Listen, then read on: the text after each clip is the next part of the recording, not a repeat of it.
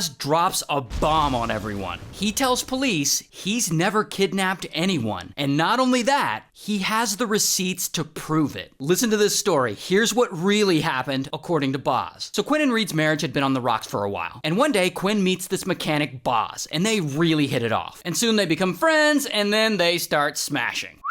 Now Quinn wants to leave her husband for Boz. So together they come up with this wild plan. They're gonna call Reed and say that Quinn was kidnapped by some Albanian thugs. And then they'll demand he pay them $50,000 ransom. And then they write a fake ransom note for Reed, and then they leave it, and then they go and they stay in a motel for 3 days. While they're at the motel, the whole time they're sending texts to Reed, telling him where to drop off the ransom money. So there were never any Albanians, there was never any kidnapping. They made it all up to extort 50 grand from her husband.